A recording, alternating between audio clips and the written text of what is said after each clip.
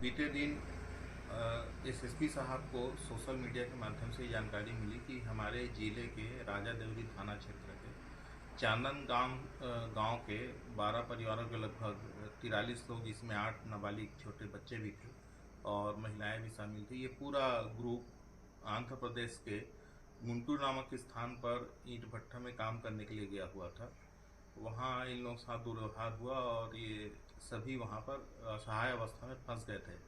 ये जानकारी होने पर state health and resource centre के द्वारा इनको विशाखापट्टनम आने की व्यवस्था की गई और एसएसपी साहब को यह सूचना दी गई कि इन मजदूरों के वापस आने की कोई व्यवस्था नहीं है, इनके वापस आने की और खाने की व्यवस्था की जाए।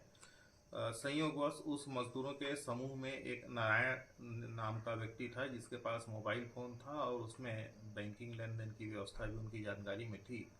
तो एसएसपी साहब ने पहल करते हुए तत्काल उनके खाते में उचित धनराशि भिजवाई, जिससे उन लोग भोजन कर सके, क्योंकि वो लोग भोजन भी नहीं किए थे कई दिन से। और वहाँ से गुंटूर से उनको विशाखापट्टनम रवाना किया गया और उसके बाद पुलिस प्रशासन के द्वारा यह प्रयास किया गया, एसएसपी साहब के निर्देशन में रेलवे से, जीआरपी से और संबंधित संस्थाओं से बातचीत करके और जिले के श्रम विभाग से, सामान्य प्रशासन से, सभी से संपर्क करके ये व्यवस्था की गई कि किसी तरह उनकी विशाखापट्टनम पहुंचने पर उनको और सहयोग मिल सके, उनका टिकट का इंतजाम हो और वहां से विशाखापट्टनम से वो रायपुर सकुशल पहुंच सकें।